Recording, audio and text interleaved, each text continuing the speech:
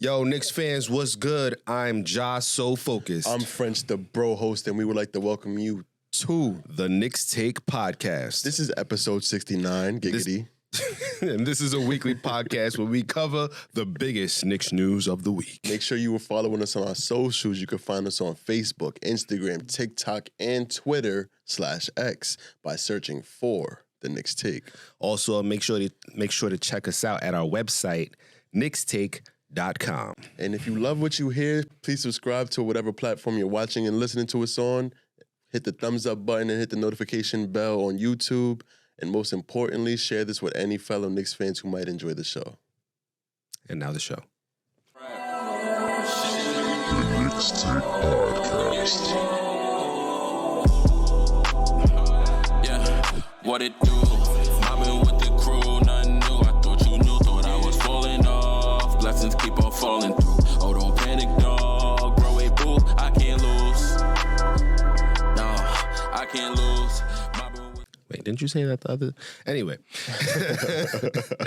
All right, on this episode, we are going to cover the previous week's games. Knicks played against the Milwaukee Bucks on Christmas Day. They also played against the Oklahoma City Thunder, and they also played against the Orlando Magic, which, as of this recording, was last night. Mm-hmm. We're also going to continue the preview that I did last week with the Knicks versus the Indiana Pacers, because we will not be... This recording comes before that game has actually happened, but by the time this episode comes out, it'll already have happened. So We'll cover that recap next week. Also, we're going to do a preview of the upcoming games and the Knicks topic of the week. I'm going to ask French, does the Knicks starting lineup need to change? And yeah, so let's get to this week's game, starting with that Christmas one. I got a hot take for you for the topic of the week too, but okay, once we get to that, I'm ready. You'll be shocked.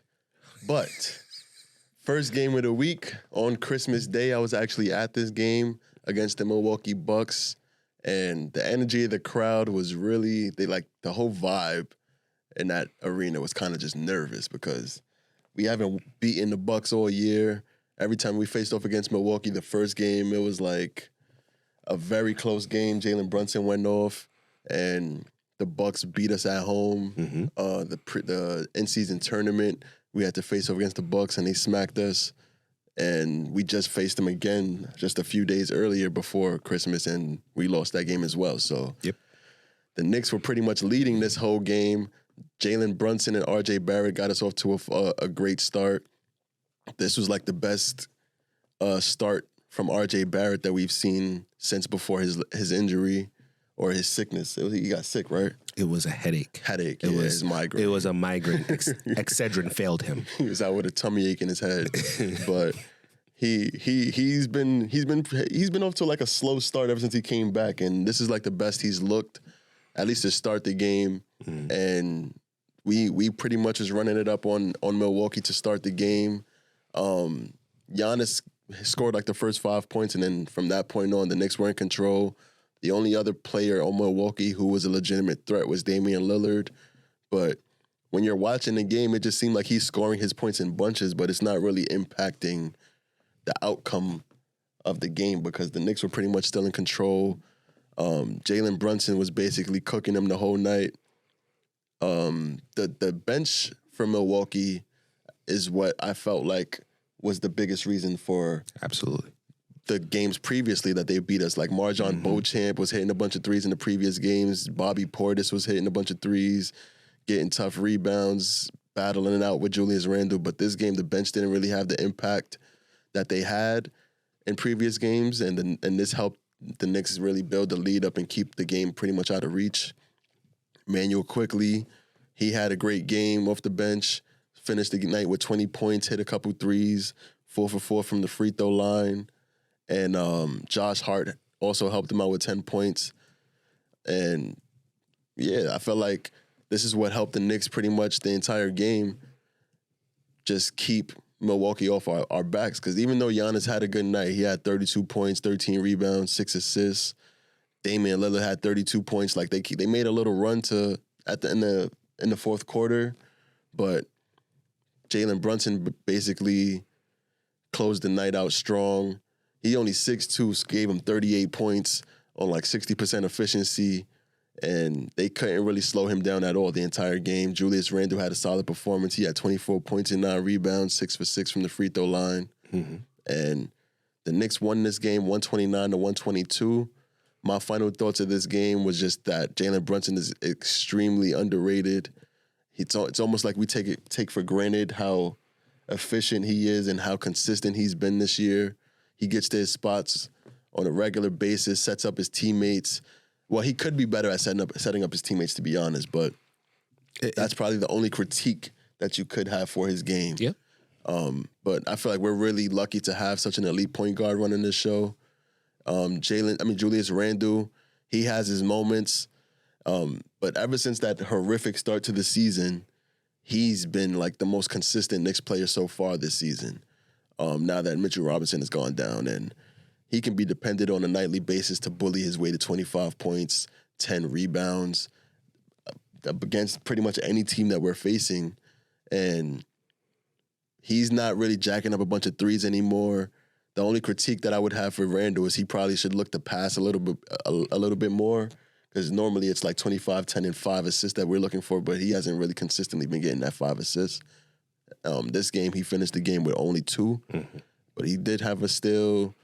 He was 6 for 6 from the free throw line. He had a few threes, but that's the only real critique that I have for Randle. If these two are able to just help their teammates get into the groove of the game a little bit more, I feel like the Knicks could be a really tough team to stop. But that's just my final thoughts about this game. What would you feel? I just wanted to touch on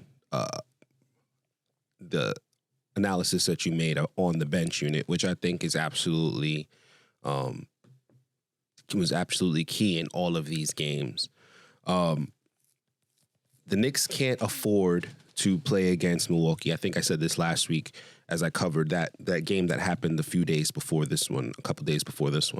The Knicks can't afford to have any aspect of their team underperform when they're playing against teams like Milwaukee. The bench unit especially. In one of the games that we got killed, I believe it was that last one where we played, not this last one that we played before this one, but the in-season tournament one where the Bucks went 146-122. In Milwaukee. You can't afford to have Emmanuel quickly go 1 for 7 for 7 points. You can't afford to have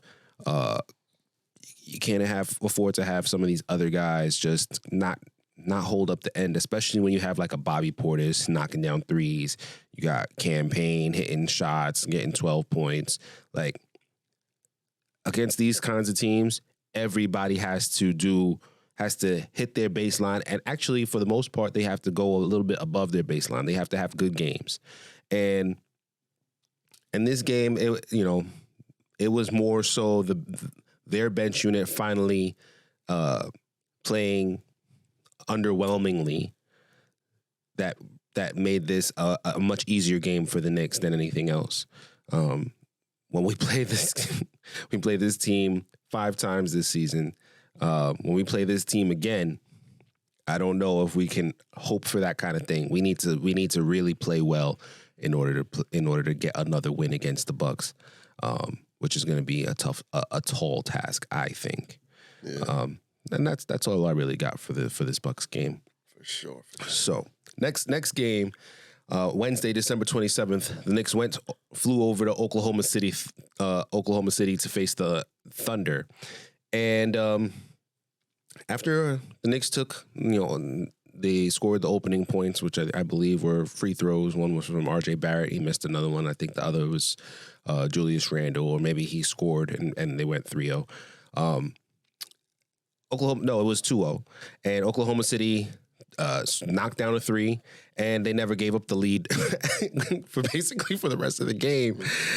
They slowly built that lead after they took the lead, and it just kind of went from, okay, this is a decent game, to, wow, the Knicks are playing pretty sloppily. Like, they're just turning the ball over. They're not really executing the way that they normally do. They finished the game with 18 turnovers to Oklahoma City's 4. That's a 14 turnover. That's a swing of 14 right there in terms of possessions. Most of them from the starting five, too. Yeah, well, I was just about to get to that. RJ followed up his good Milwaukee game where he started off the game with him and Jalen Brunson scoring damn near all of the Knicks' points with a pretty bad one in Oklahoma City. He went 1 for 7 from 3, and he had 5 turnovers. Jalen Brunson also had 5 turnovers. That right there is 10 of the Knicks' 18 turnovers just with those two guys. Knicks were losing from basically start to finish. And yeah, the big news, or not news, but the big conversation came as a result of that final stretch of the game where the Knicks were trying to make a comeback. And Manuel Quickley was kind of, going off. And Tom Thibodeau, head coach, pulls Emmanuel Quickley and puts in R.J. Barrett for a lineup of Jalen Brunson, R.J. Barrett, Josh Hart, Julius Randle, Isaiah Hartenstein. And most of us already don't like these lineups that have R.J. Barrett and Josh Hart, where R.J. is the 2 and Josh Hart is the 3, or vice versa, whichever way you want to flip it. Most of us do not like those kinds of lineups. If we want to see them together on the court, you'd rather have one of those guys play the 4. Well, sure enough, RJ, who was already having a bad game, came in for Emmanuel Quickley, who was having a good game, and immediately just the momentum just switched in favor of the Thunder. Now, I want to be clear. Like, even though this was tied at 83-83 in the third quarter with 3 minutes and 41 seconds remaining, OKC went up by 10 after that with RJ on the court. And the Knicks made a push with Quickley on the court, but I think at that point you could already say the Knicks are probably not going to win this game. When they had that tie, they had the opportunity to take the lead. They did not. Oklahoma City was in charge this entire game. Yes, the Knicks do have that capability to make a push. We've seen them come back from down 20. We've seen them come back down in the fourth quarter and take a lead and get the win. We've seen them do these things, but you can't expect that every single time. And this did not seem like a game where the Knicks were going to, you don't know what was going to happen, really. Like, could they have done it with Quickley? Maybe. But I'm going to say that they probably were going to lose this game anyway. Yeah, you still cannot. Talented like OKC, because Miami is not as talented as OKC. You still cannot make decisions like these if you're the head coach. You cannot. You can't take out the guy who's playing really well and might be the best player for your, the one who's playing the best on your team at that point. You can't take him out for somebody who is not playing well, first of all, and you saying that you brought him out because of length or whatever. He's having a bad game. You gotta read the game. You gotta look at it and say, okay, we're getting killed or whatever, but this is our best opportunity to win. This guy who hasn't played well all game, yes, sometimes he has stretches where he has a bad stretch in the first half and he comes back in the second half or in the fourth quarter and he plays well. You don't sacrifice the other good play that you're getting for that possibility. So that's my little rant on my head coach, Tom Thibodeau. Knicks lose 129-110. I want to give credit to Shai Gilgeous-Alexander, Chet Holmgren, and Jalen Williams, a.k.a. J-Dub. Those guys are really, really good. Yeah. SGA and J-Dub both dropped 36, which goes to show just how well the Knicks were defending. Not that you can really do anything with Shai Gilgeous-Alexander and the way that J-Dub was playing. It is what it is, but Chet also had a smooth 22, 5 rebounds, 4 blocks. I heard in somebody's pregame for this game, they said, I'm getting a lot of KD vibes. And watching the game, I was like, I can see what they're talking about. Just the way his game goes when he's dribbling from the perimeter or whatever. I felt like the Knicks had some opportunities to make his life a little bit more difficult when he was putting the ball on the floor, but they didn't do that. And they were reacting a lot to his moves instead of forcing him to make tougher shots for most of the game. And, that's why he had such a good game, I feel like. Yeah, like I said earlier, Knicks were probably going to lose that game anyway, but Tibbs made what was probably already going to be a loss something much bigger because of all of the discourse now about why he made these decisions, why you pulled out Emmanuel Quickly, who's already averaging less minutes this season than last season, to put in a guy who started the season incredibly. Let's give him that kind of credit, RJ Barrett. He started off the season with 7 great games. He had a good FIBA tournament. He played very well in the playoffs, but since he's been back from the headaches, from the, let me call it what it was, migraines, since he's come back from that, he's been much of the same player that he was in the regular season last year when he was super inconsistent and he wasn't our best player and he was getting minutes cut from him, even though he was starting. He seemed much like that player. So, yeah, you just can't do that. Like, we've had more than 7 games of evidence to see that he is not that same player that he was to start the season. And until he shows that he can get back to that, don't do stuff like this. Yeah, completely agree.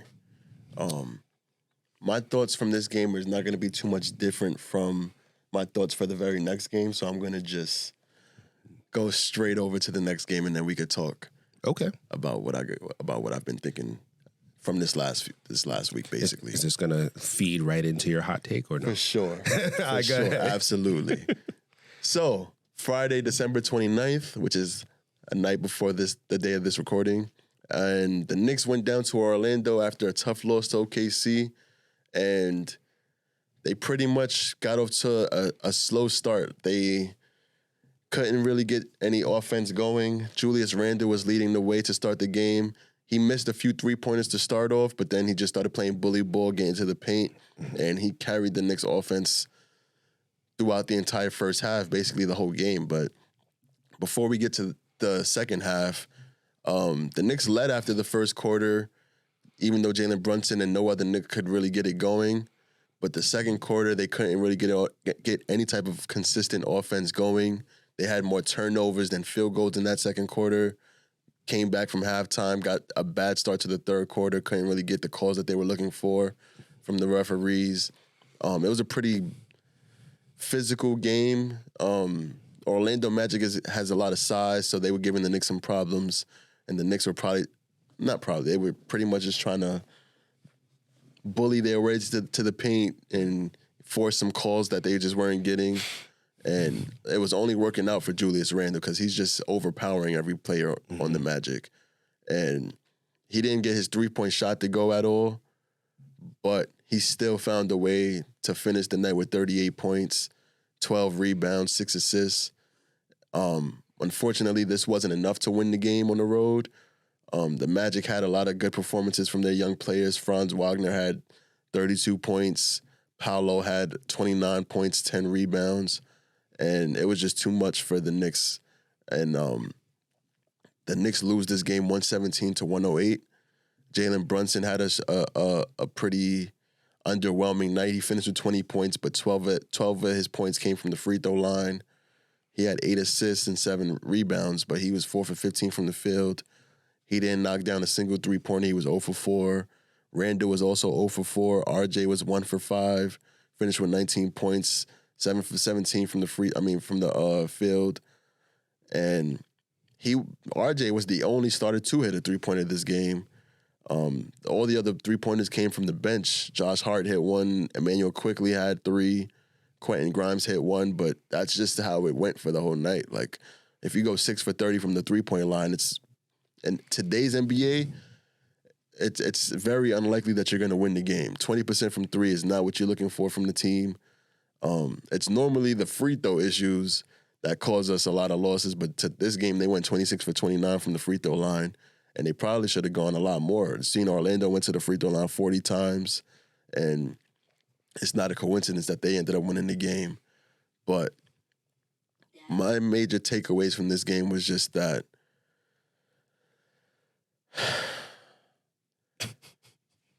we need a consistent third option who's able to take the load off of Brunson and Randle on nights where they might not have it going.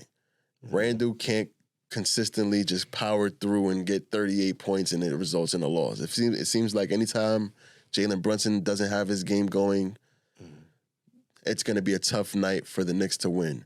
And that's exactly what happened in this game.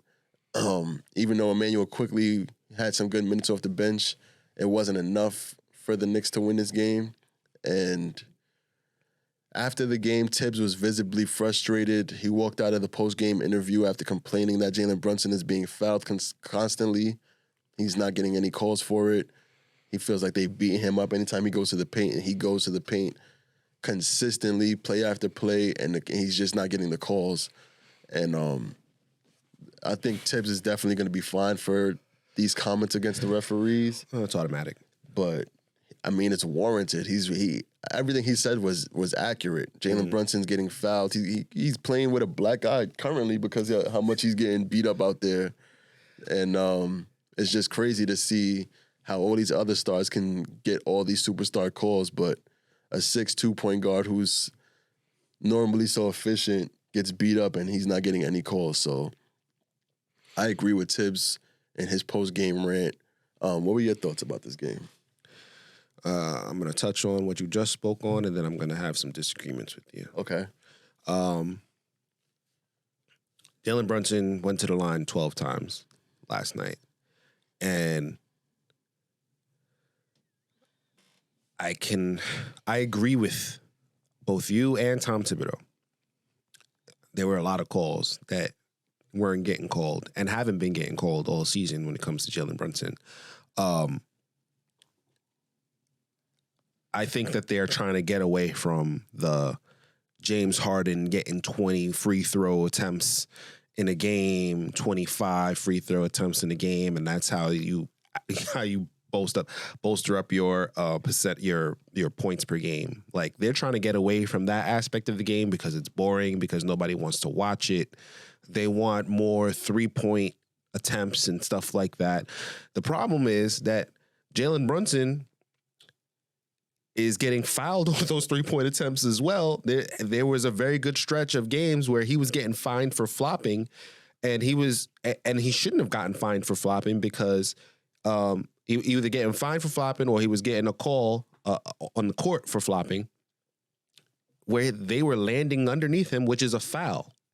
And these are the same referees who bail out Joel Embiid. These aren't Right. Joel Embiid fouls. And Joel Embiid's a center, Right. 7 foot, probably one of the strongest guys in the NBA. And they giving him these calls, but 6'1" little Jalen Brunson, who's attacking all the trees in the paint. He's can't not get a getting single- he's not Like, I getting don't get it. officiated. He's not getting officiated correctly, right? We can agree with that. With that said, when you get in 12 foul shots in a game, and to be fair, Paolo Banchero also got 12 foul shots, which kind of goes to the point that I'm about to say next. The refereeing in this game was absolutely horrendous when it came to on both ends of the court officiating the same game. A foul on one end of the court for the Orlando Magic was not a foul on the other end of the court for the Knicks. The Knicks had to be getting absolutely mauled to get a foul call, which goes to show that he earned those 12 free throws, and he probably earned a few more. But even with that, the second quarter, where the Knicks had more turnovers than field goals made, right? That was a very big part of why they lost this game. And you brought up the 3-point. You probably can't win a game when you have 20% from the three.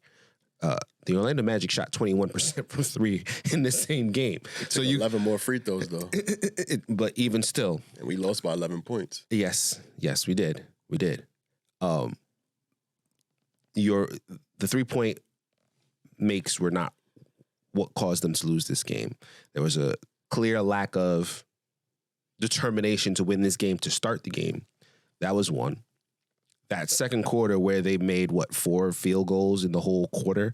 They didn't miss their first 10, 12 shots or whatever before they finally hit a shot. Like, those are stretches you can't have. You can't have those stretches. And in the second half, where they started off the second half kind of poorly and they came back into the game, you might have believed more so that they could have won this game if, I don't want to put it on him because Julius Randle had an outstanding game offensively. It's just the constant thing where it's like, man, if you just do like one or two more things, man, we'll win more games. You'll get MVP consideration or whatever. And it's like, you can't be bothered.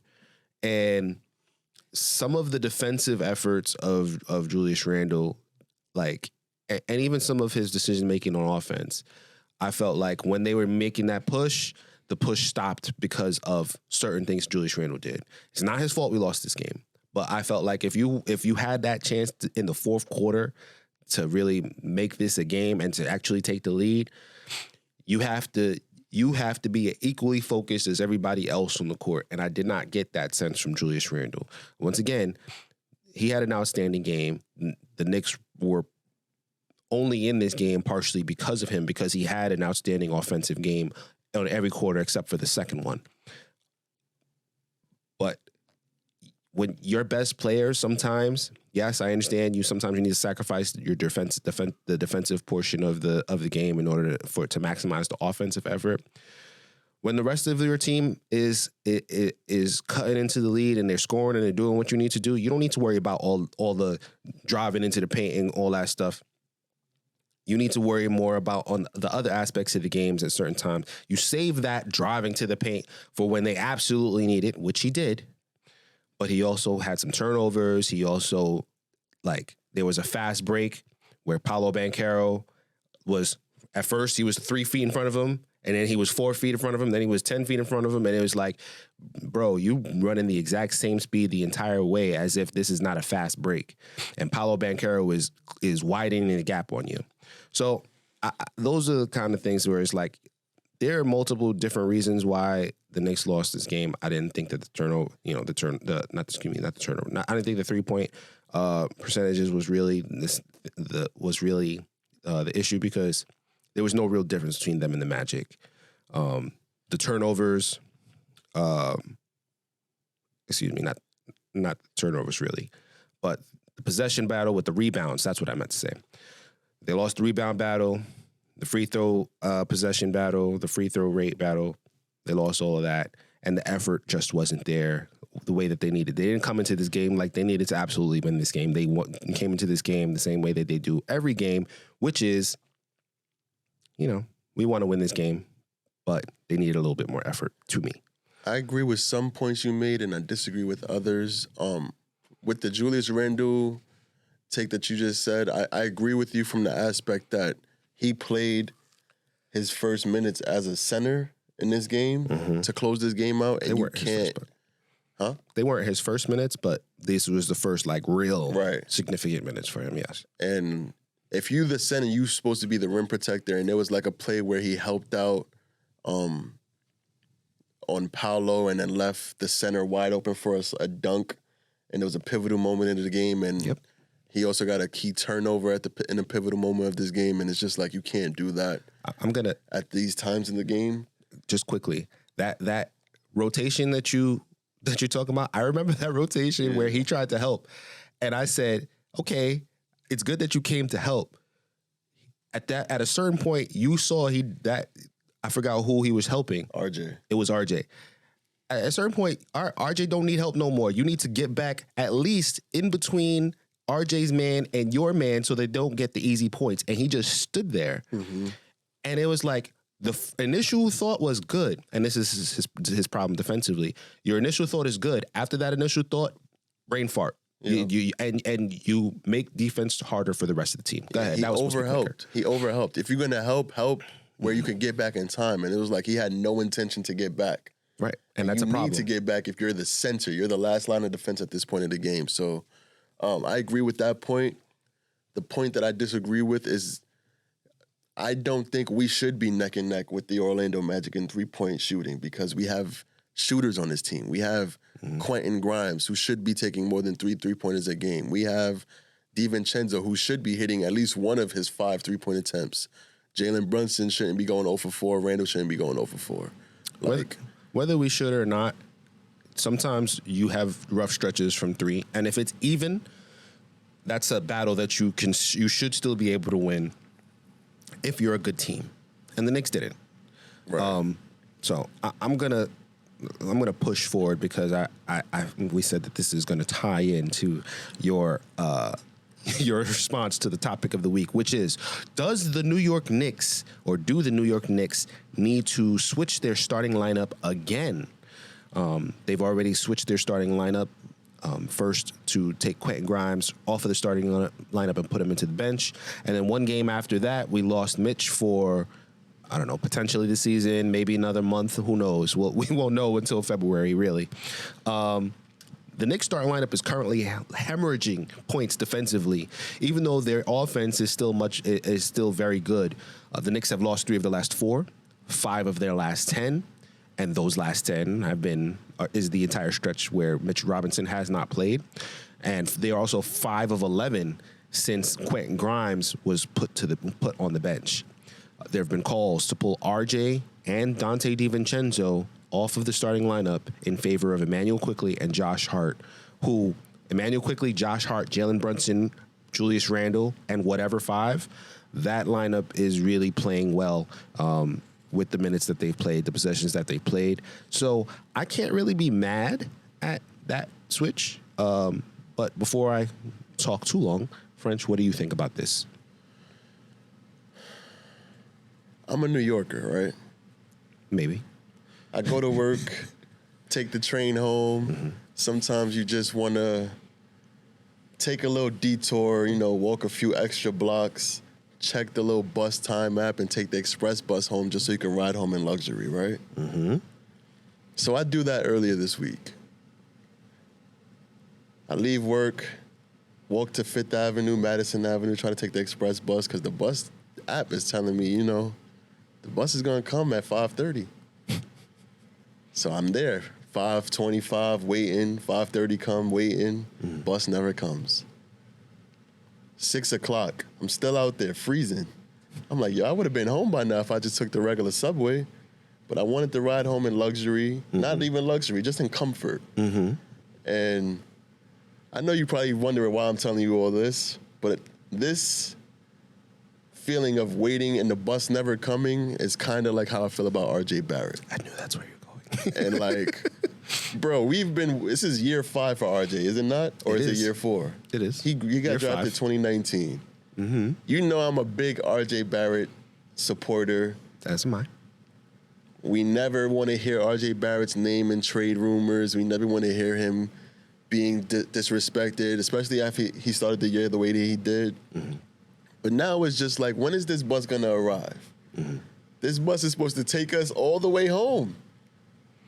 It's supposed to take us all the way home in comfort. You the third option on this team. Mm-hmm. We relying on you to be the help that we need in this starting 5 lineup. Mm-hmm. But we can never depend on you. The app is always wrong. The bus ain't coming at 5:30. What time is the bus coming? Who knows? It ain't come. I might as well just take a cab at this point. Right. So, RJ Barrett, I don't know, man. I support you. I see the potential, but after a while, the potential has to realize and be the norm for you. You can't just show one thing to start the year off, come back from a headache, and then go back to how you've been playing for years on, and you're not showing any progress. You're just going back to not looking at teammates. You going in tunnel zone trying to just score, and that's not what we need. And right. I'm getting to a point where it's like, if we have to make a trade and RJ Barrett's name is going to be the deciding factor, I can't be like, oh no, we need to hold on to RJ Barrett with everything that we can, because he's going to be the X factor, because he's not showing that he can be relied on to be that X factor. So I feel like he's the weak link of our starting lineup, even without Mitch. Mm-hmm. And I don't know who we can start on this team currently, but there has to be some type of change if we want to meet the expectations that we have for this team. What are your thoughts? Yo, breaking news, Knicks fans. First of all, let me set the scene.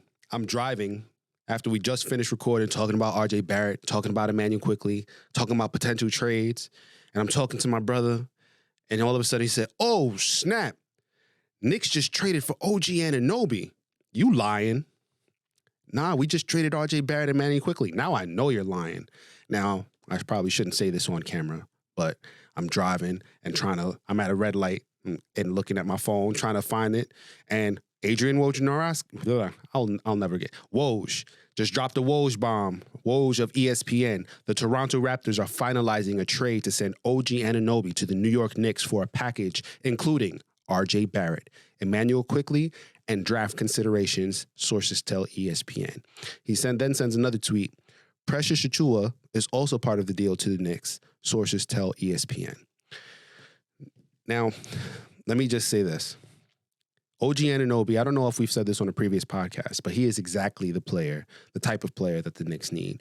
This doesn't put them into title contention yet, I don't believe. We still need to see this work.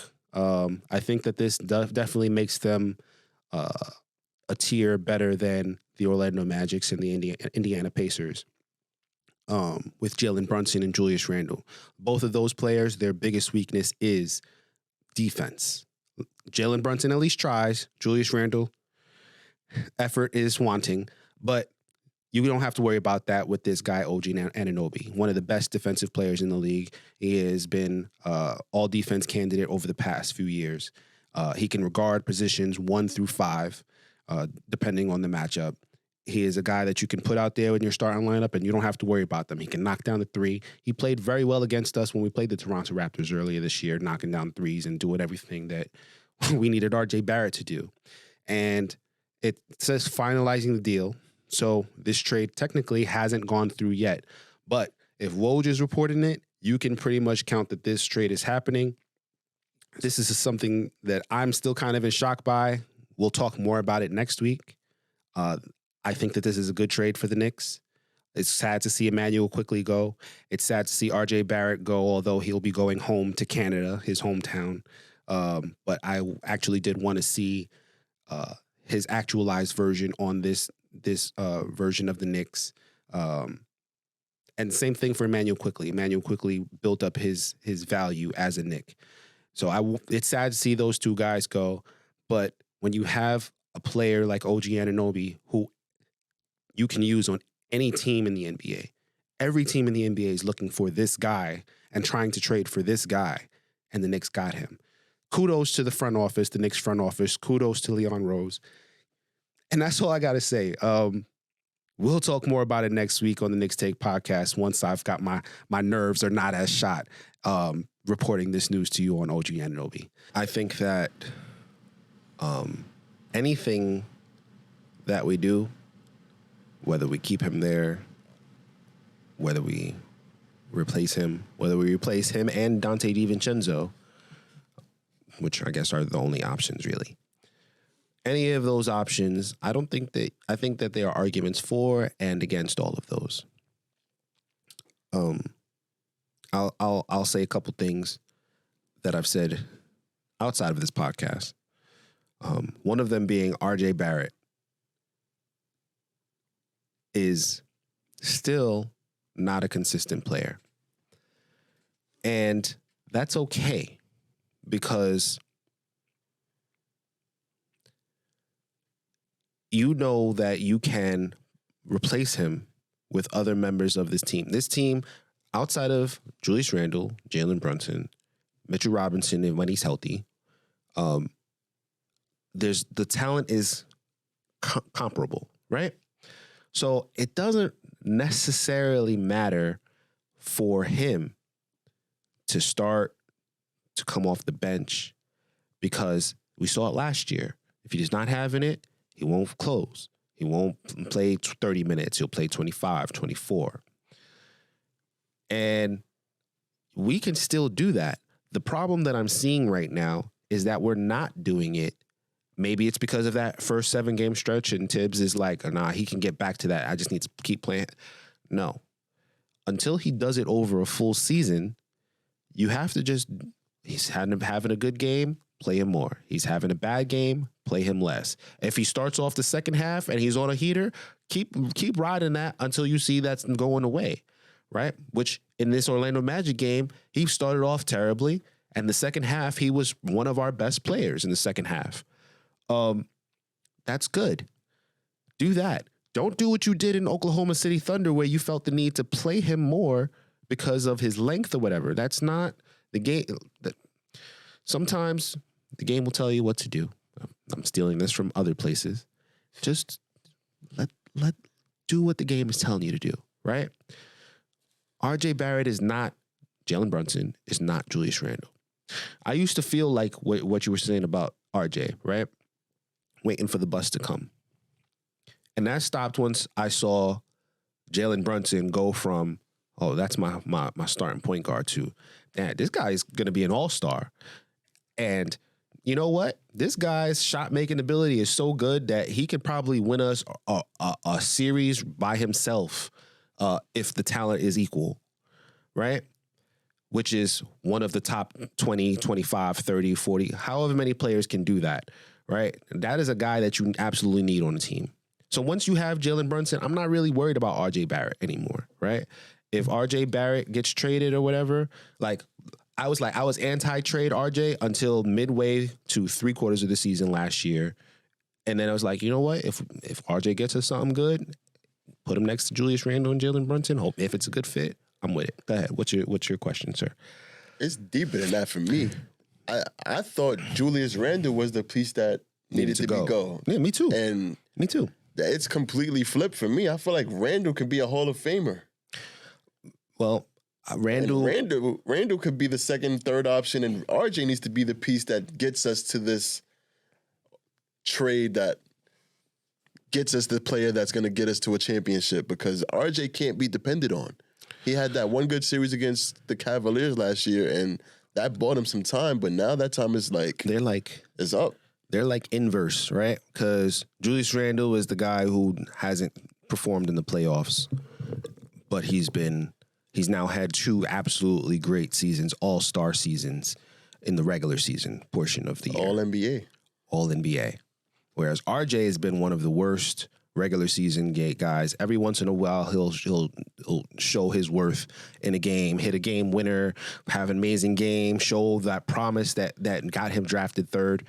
But for the season, it's like, nah, right?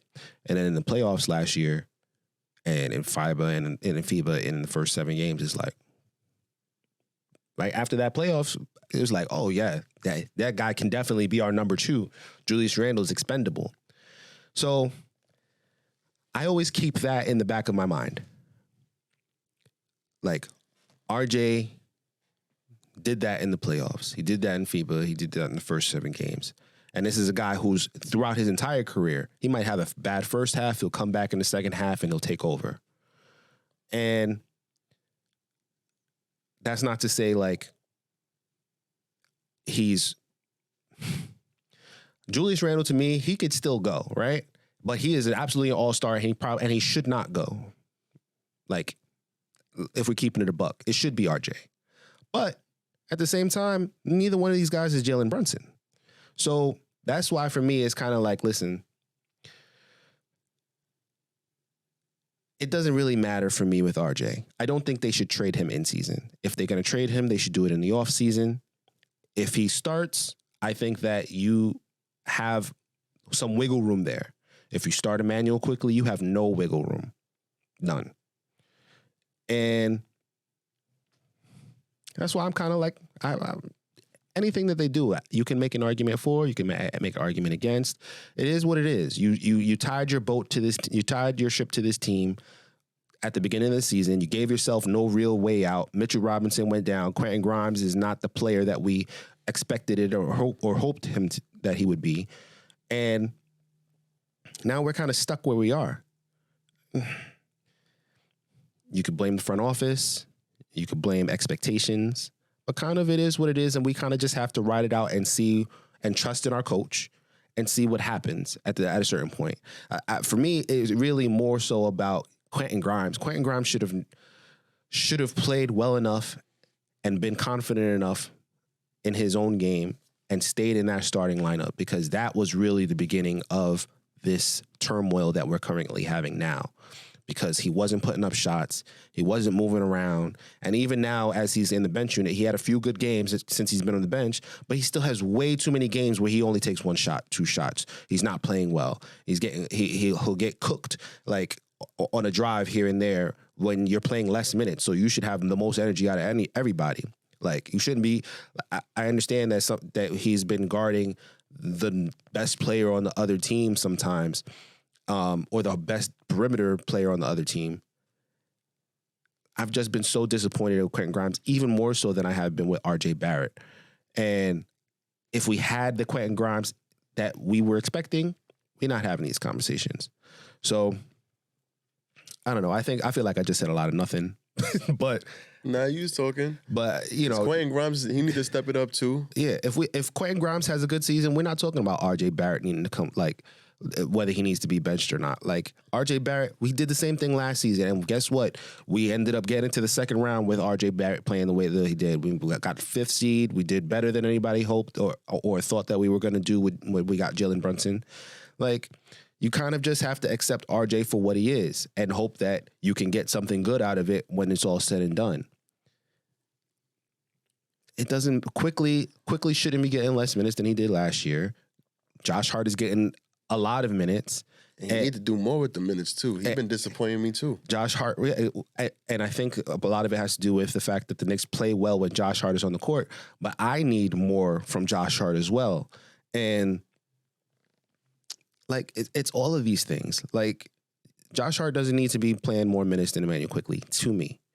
They should be playing more minutes together, but Josh Hart shouldn't be blowing Immanuel Quickley minutes out of the water, and I think he's close to 30 and Quickley is close to 24. That is not. I understand that Josh Hart's minutes come at the 3, like a lot of times, and some at the 4, and Quickley's is more 1 and 2. But you got to find a way to even those things out. You have to. So let's move on to the Indiana Pacers game that is going to be later today. I already said a lot about the Indiana Pacers game last week. I'm just going to update. I think Brunson's going to go off after having bad games against the Magic and the Thunder. I said last week the Knicks was going to win it, so I'm not really changing that.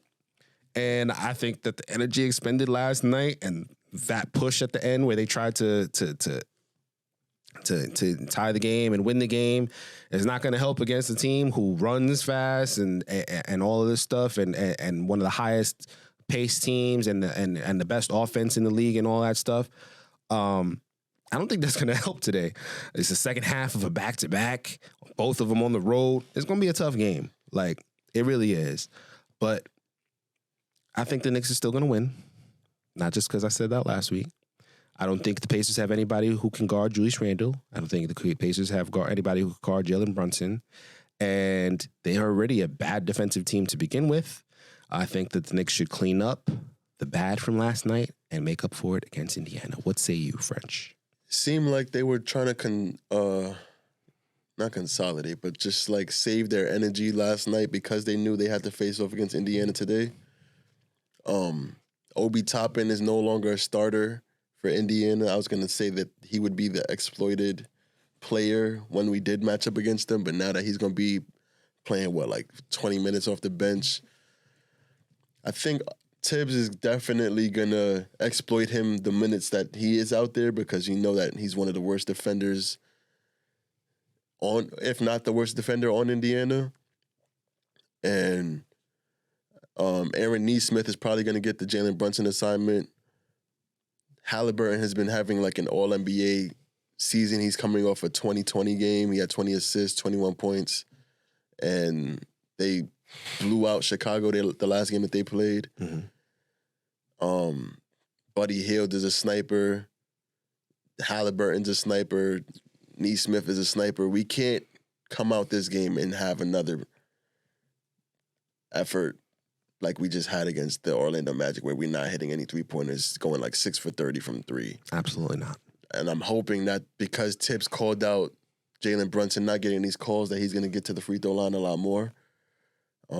I do think that we can beat Indiana, even though we're going to be out on the road, but still, this is a game that we need to win. We haven't lost 3 games all year in a row. I don't see Indiana being the team to do that to us, so I definitely think that the Knicks are going to win this game, and it should come on the back of a big Jalen Brunson game. Okay. That's my opinion. All right. Next game, the Knicks are going to be back home. I'm going to be in this game in the building for this game on New Year's Day. The Knicks are going to play against the Minnesota Timberwolves. We lost to them the last game we played by, 17 points? It was like 117 to 100. It was bad. It was a bad loss. Let me see. Are they still the number 1 team in the West right now? Because their record is 23-7. Mm-hmm. And I'm going to venture a guess and say yes. yeah, that sounds like 23-7. Yeah, I would say that's probably the best team in the West right now. It sounds like it, right? Yeah, it definitely does. So I think the Knicks are not going to lose another game. Or we haven't been swept by any team so far this year. And this is the last game that we're going to be playing against the Timberwolves. So I definitely think we're going to be home. This is New Year's Day, early game, 3 p.m. Cat is listed as questionable to play against the Lakers on Saturday, so there's a chance he might miss that game and then miss this game as well. Mm-hmm. But regardless, even if Cat is playing, I think Jericho Sims should be back around this time, and we should have a little more big bodies to throw around. Pause. Jericho Sims, okay. He's a decent defender. I ain't saying that he gonna be dropping 20 points and 20 rebounds, but he can get some rebounds, and What if he starts? we need some help. What if Jericho Sims starts? What is your thoughts? If he starts, we gonna win this game. It's New Year's Day. He had a few weeks to rest his little ankle. He twisted his ankle against the Lakers. Boy, I envy you. Why? Let me. All right. So I'm gonna say the same thing I said about the Bucks last week, Okay. which is unless the Knicks play great across the board and Minnesota doesn't play well, the Knicks are not in their league. Do you still think that Minnesota is not a title contender? No, they're not a title contender until they get some playoff experience, which only Rudy Gobert has on their team. Nobody else on that team, except for Mike Conley, too. Mike Conley's also experienced. Mm-hmm. He's probably like one of the biggest reasons why they're the number 1 team in the West, outside of obviously Anthony Edwards and Karl Towns. But he rarely turns the ball over. He's a consistent presence as a point guard, and he makes the game easier for all of them. And Rudy Gobert is leading the defense, so now it's just on Anthony Edwards to just be a scorer and Karl Towns to be a scorer. That's why their formula is working, but I don't see them winning a championship because I don't see them being better than the Denver Nuggets. I don't see them being better than the Clippers. I don't see them being better than a few teams in the West. And even Golden State could knock them out. So Golden State, who's currently not in the playoff or play-in picture. I don't ever count Steph Curry out. As long as Steph Curry's healthy, he's there. You got Klay Thompson who could go off on a heater on any given moment. They still have Andrew Wiggins. He's a champion now. Like they can take any team in the NBA. I understand why you're saying what you're saying. You're not crazy, right? You're not crazy. But In this aspect. no, you're not crazy in this aspect. There are other things to consider. There's only one team who has a better record than the Minnesota Timberwolves right now. Boston Celtics. It is the Boston Celtics. You said the Knicks have not been swept by anybody this season. What you should have said was the Knicks have not been swept by anybody in this season yet because they are still winless against the Boston Celtics. We're going to get that win. Once again, I truly do envy you because that fandom boy, woo. It's Listen, not just fandom. The Knicks beat Milwaukee Bucks, and are the Knicks title they had no contenders? chance. No, Okay. absolutely not. Do you think the Knicks will make it to the Eastern Conference Finals? It's definitely possible Okay. if we make a trade. As currently constructed. As currently constructed with no Mitch, not a chance in hell. Okay. I think we need to be very clear when we say some of the stuff that we're saying, because can I see Minnesota Timberwolves making the Western Conference Finals? Absolutely. They have one of the best defenses in the league. They have 2 stars in Anthony Edwards and Karl-Anthony Towns. They have a Defensive Player of the Year candidate and probably will win in Rudy Gobert. And the way that they're playing right now,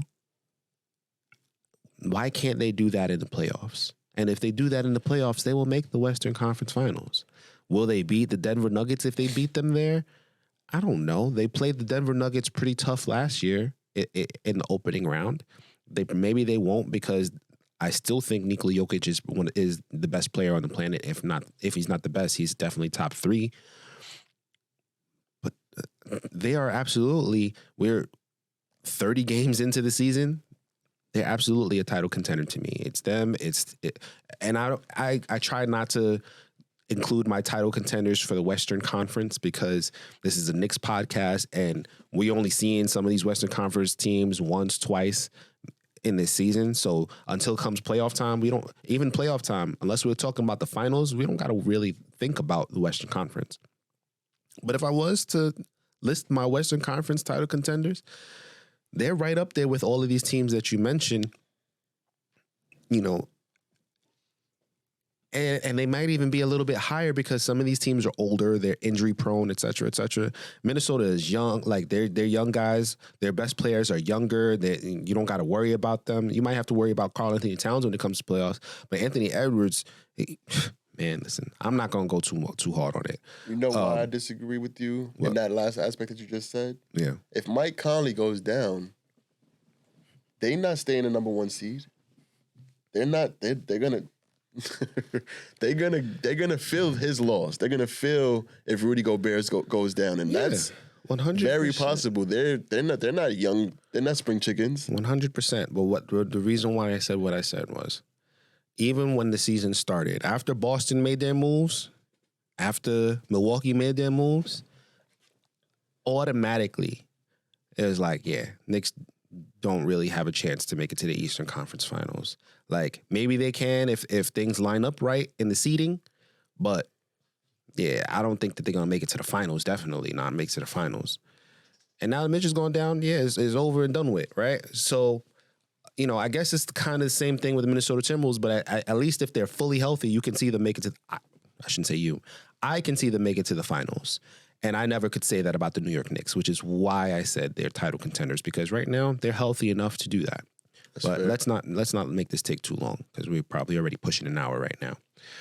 Next game, Knicks versus Bulls, Wednesday, January 3rd, 2023 at 8:30 p.m. in the Garden.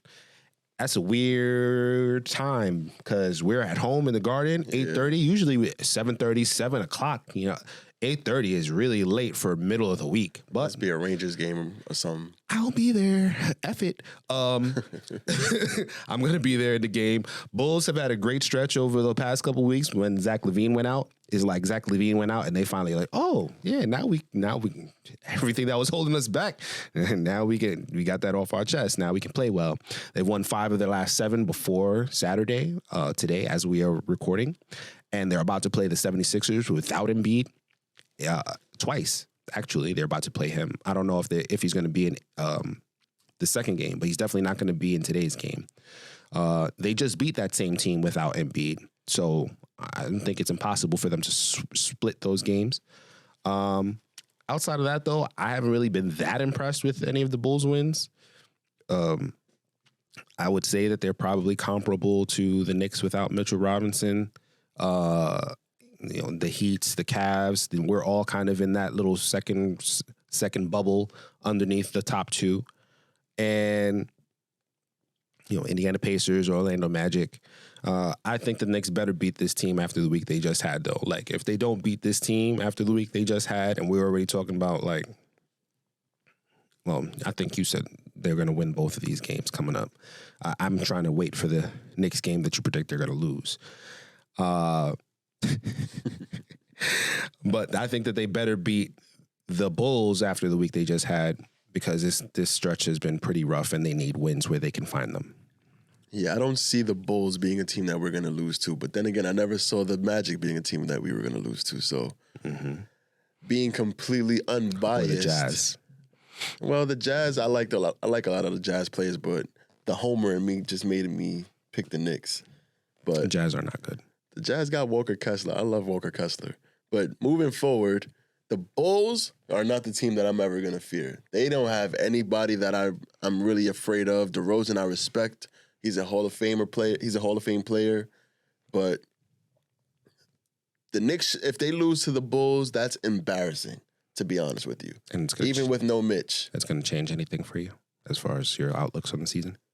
No, because any team could be beat, but still, it's still embarrassing. Like, if you lose to the Detroit Pistons, that shouldn't really change your outlook on the season, but you don't want that to happen. If you lose to the Pistons, you got to just pretend that never happened and just move on to the next game. But the Bulls aren't that far removed from the Detroit Pistons to me. The Pistons have lost, 27, 28 straight games? If you lose to the Pistons, nobody's letting you forget that you lost to the Pistons. Whoever breaks this Pistons losing streak, they're going to get laughed at for quite some time. I don't think so. Especially if they would have beat the Celtics. They was up 20 at halftime. And I'm watching all these games because they just remind me of the Knicks when we was losing all these games. We ain't never been on a losing streak like this, but I'm like, damn, it feels good to be a Knicks fan today. If we would have been losing 26, 27 games in a row, setting the NBA record, that's embarrassing. But still, every team in the NBA, once they play the Pistons, they're going to have to show up because the Pistons, they all these games are competitive losses.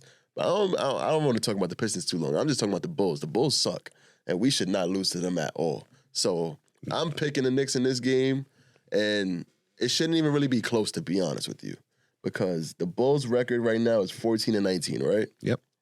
Currently 10th in the East. And they are playing better without Zach LaVine. Kobe White has been playing a lot better.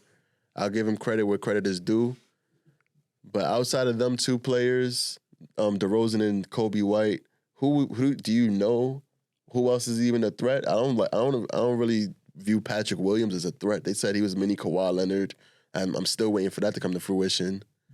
And Alex Caruso is a defender. He's not going to really be a scoring threat. Man, listen.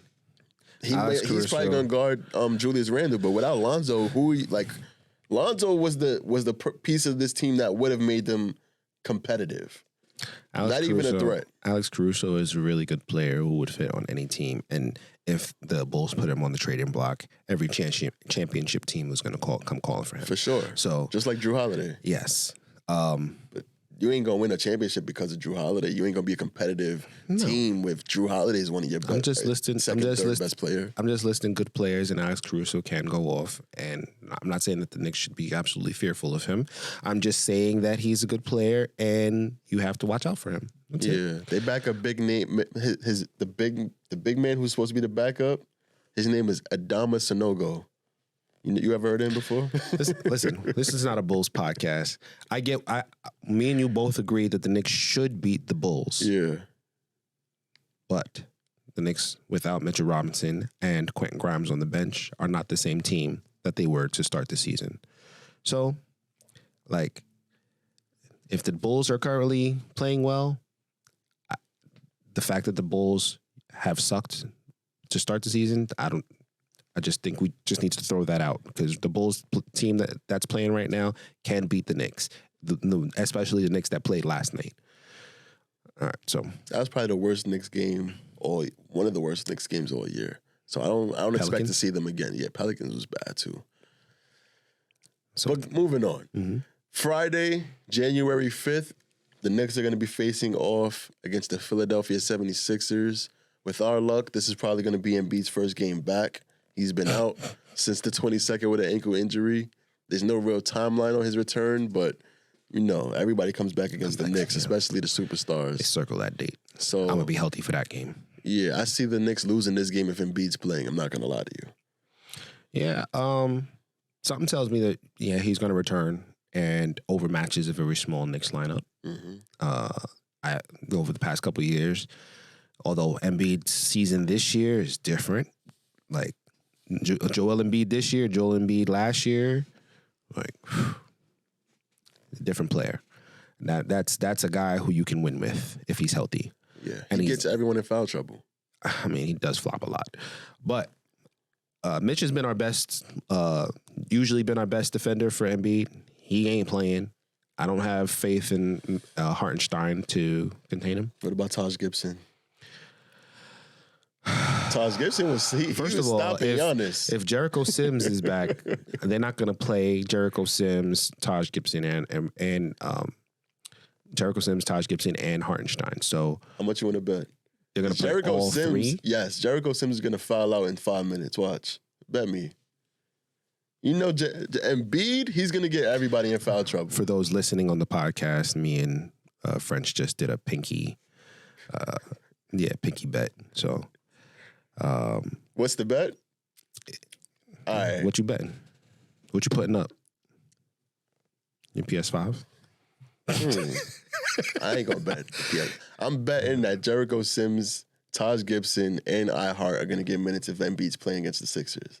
And if And I you're win betting. this bet, you owe me tickets to another Knicks game this year. Oh, that's fine. Yeah, it's gonna be the same And thing. if I lose this bet, I don't owe you nothing. I'm the little brother. That's not I a get bet. away with that. That's not a bet. All right, so you guys just heard French flim-flam his way out of a bet that he probably doesn't have that much faith in. What do you want if I lose the bet? Just it would be the same thing. Knicks tickets, bro. All right, bet. All right, cool. Shoot, that's equal value. All right, so I think that's all we got for today. If you want to participate in the bet, place a comment. Who you think is going to get the minutes? Taj? You think he's going to get some minutes against the Sixers? First comment that we see on that side, you might have to be included in the bet, and we'll just give you some free Knicks Take merch or Or something something. like this, or something. Something. Yeah, definitely. We need you guys to write some stuff. Send us some comments. Share. We need to see these numbers going up.